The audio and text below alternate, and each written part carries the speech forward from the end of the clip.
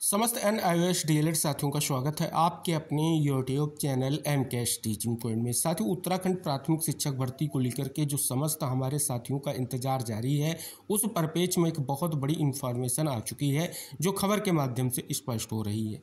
इस वीडियो के माध्यम से डिटेल जानकारी इंगित कराएंगे क्या कुछ निष्कर्ष आ रहा है, स्पेशली जो ऑनगोइंग उत्तराखंड प्राथमिक शिक्षक भर्ती है उसमें काउंसलिंग को लेकर के, पदों की संख्या को लेकर के NIOS DLED अभ्यर्थियों के लिए क्या विशेष निष्कर्ष है, वो इस वीडियो के माध्यम से हम आप तक शेयर करेंगे। निवेदन करेंगे, अगर आप वीडियो को पहली बार देख रहे हैं और साथ ही ये वीडियो आपके लिए बहुत ही महत्वपूर्ण है और आप इस वीडियो को अन्य सभी साथियों तक ज़रूर शेयर करें, जिससे वीडियो में दी गई महत्वपूर्ण इन्फॉर्मेशन सभी तक पहुँच सके। और चैनल को सब्सक्राइब ज़रूर कर लें, जिससे जो भी नेक्स्ट इन्फॉर्मेशन आप तक शेयर की जाए वो आसानी से पहुंच सके।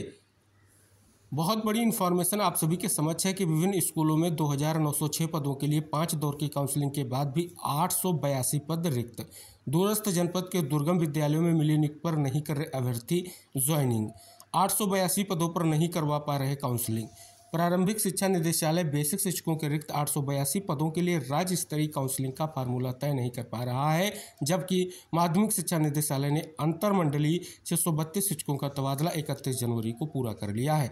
जुलाई से प्रारंभ बेसिक शिक्षकों के 2906 पदों की भर्ती प्रक्रिया अभी तक पूरी नहीं हो पाई है।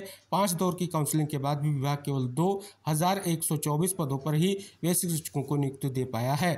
शिक्षा विभाग 4 दौर की काउंसलिंग जनपद स्तरीय और 1 दौर की राज्य स्तरीय काउंसलिंग करवा चुका है, लेकिन फिर भी शिक्षकों के पद रिक्त हैं। 5 दौर की काउंसलिंग के बाद विभाग में 2479 अभ्यर्थियों को नियुक्ति तो दे दी थी, लेकिन दुर्गम जनपद मिलने के कारण 95 अभ्यर्थियों ने नियुक्ति के कुछ दिन बाद ही त्यागपत्र दे दिया, जबकि 260 अभ्यर्थी नियुक्ति पत्र लेने के बाद विद्यालय ज्वाइन करने ही नहीं गए।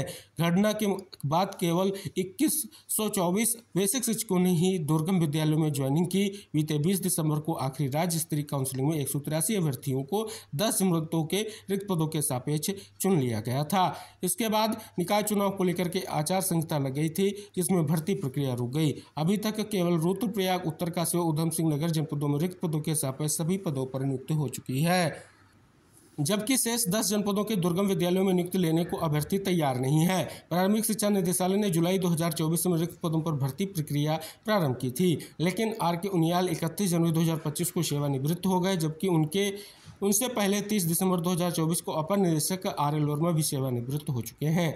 विभाग ने प्रारंभिक निदेशक का जो है अतिरिक्त प्रभार अपर निदेशक को जो है कहीं ना कहीं सौंपा है। अगले दौर की काउंसलिंग के लिए आदेश दिए गए। डॉक्टर धन सिंह रावत। शिक्षा मंत्री डॉक्टर धन सिंह रावत ने कहा कि प्राथमिक स्तर पर शिक्षा व्यवस्था उच्च स्तरीय होनी जरूरी है, ताकि नौनिहालों की नींव मजबूत की जा सके। प्राथमिक शिक्षा सफल नागरिक तैयार किए जाने का प्रथम सोपान है। अगर बुनियाद सही है तो निश्चित तौर पर भविष्य भी उज्जवल होगा।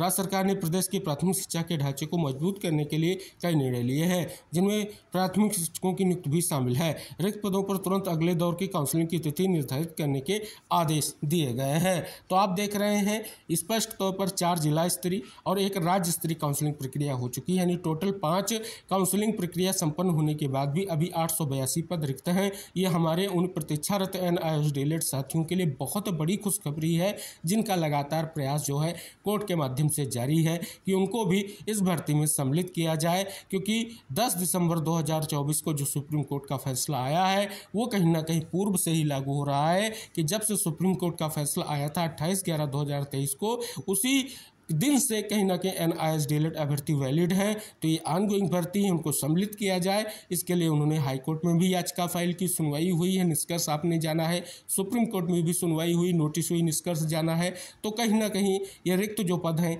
ये हमारे समस्त NIOS DLED साथियों के लिए एक बहुत बड़ी खुशखबरी स्पष्ट तौर पर सामने आ चुकी है। अब सबसे बड़ी इन्फॉर्मेशन यही है कि हमारे जो NIOS DLED साथियों को कब सम्मिलित किया जाएगा, क्योंकि इस परिपेक्ष में अभी निष्कर्ष आना शेष है। फिलहाल कहीं ना कहीं प्रयास लगातार जारी है और उम्मीद है जो रिक्त पदों की संख्या है और जो काउंसलिंग को लेकर के जिस प्रकार से दिशा निर्देश की बात की गई है कि अब अगले चरण की काउंसलिंग होगी, तो कि इस प्रकार से क्या निष्कर्ष रहेगा महत्वपूर्ण रहेगा, क्योंकि अगले चरण की जो काउंसलिंग होगी उसमें पूरी संभावना है कि हमारे NIOS DLED साथियों को ज़रूर मौका मिलेगा। तो फिलहाल एक बहुत बड़ी इन्फॉर्मेशन आज की आ चुकी है, जो हमारे समस्त प्रतीक्षारत एनआरएस रिलेटेड साथियों के लिए महत्वपूर्ण है। तो इस महत्वपूर्ण इन्फॉर्मेशन को आप भी देखें और शेयर ज़रूर कर दें जिससे सभी तक इन्फॉर्मेशन पहुंच सके। शेष जो नेक्स्ट इन्फॉर्मेशन होगी आपको ज़रूर शेयर की जाएगी। इसी आशा और विश्वास के साथ नेक्स्ट वीडियो में हम नेक्स्ट इन्फॉर्मेशन के साथ फिर उपस्थित होंगे। तब तक के लिए बाय बाय, टेक केयर साथियों।